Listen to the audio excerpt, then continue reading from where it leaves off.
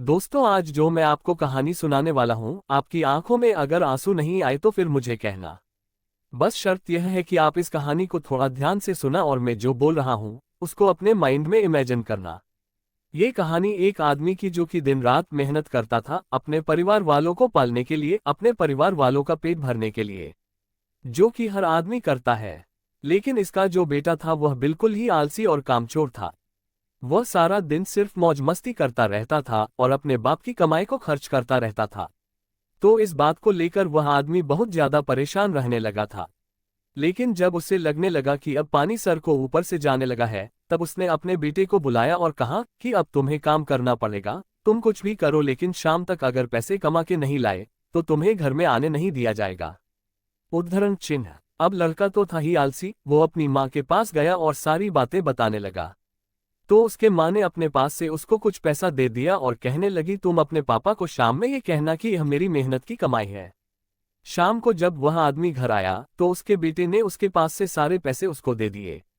वह आदमी को सब कुछ पता था, तो उसने अपने बेटे से क्या कहा।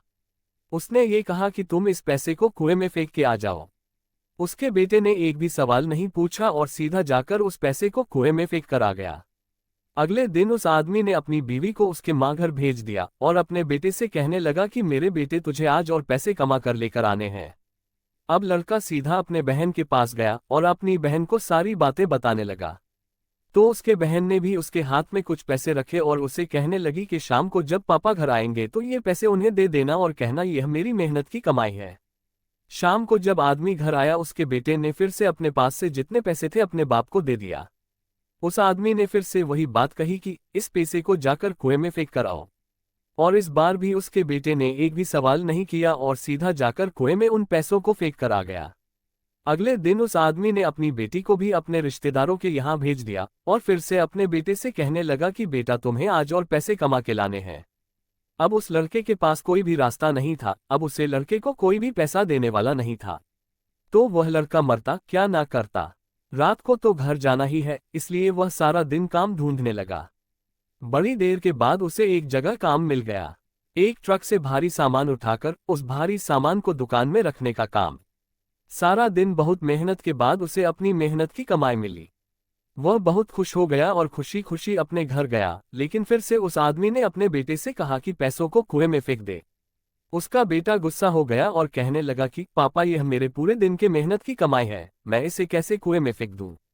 वह आदमी मुस्कुराकर कहने लगा कि मैं तुम्हारी एक दिन की कमाई को मैं कुएं में देने की बात कही और तुम गुस्सा हो गए।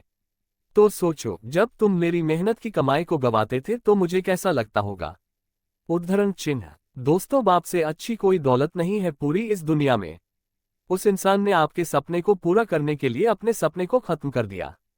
जब भी जिंदगी में फिजूल खर्च करोगे तो उसे इंसान के बारे में जरूर सोचना, क्योंकि वह इन पैसों के लिए दिन रात मेहनत करता है सिर्फ आपके सपने पूरे करने के लिए। और बाप के कमाने या ना कमाने से कोई फर्क नहीं पड़ता, बाप का होना ही आपके लिए सबसे बड़ी ताकत होती है। मैं आपसे एक बात कहना चाहता हूं कि जिंदगी में कोई ऐसा काम न करना कि उनका सर आपकी वजह से शर्म से झुक जाए। ऐसा काम करो उन्हें आप पर गर्व हो कि आप उनकी औलाद हो। एक छोटा सा शेर कह के इस कहानी को खत्म करता हूं। एक रोज तुम्हें एहसास जरूर होगा कि मसरूफ तुम थे और उम्र दराज वो होगा। एक रोज तुम्हें एहसास जरूर होगा कि मसरूफ तुम थे और उम्र दराज वह होगा, जिसकी उंगली का सहारा पकड़कर चला करते थे आज वही छड़ी का तलबगार होगा। उद्धरण चिन्ह। और जिसके सदके में जी रहे हो आज, वह ना रहा तो क्या होगा। पर अभी भी वक्त बचा है कुछ खास तुम्हारे पास। कब तक? जब अब तक के बाप का साया तुम्हारे साथ होगा और जन्नत के तलबगार हो तो सीने से लगा लेना, क्योंकि वही कल जन्नत का दरवाजा होगा।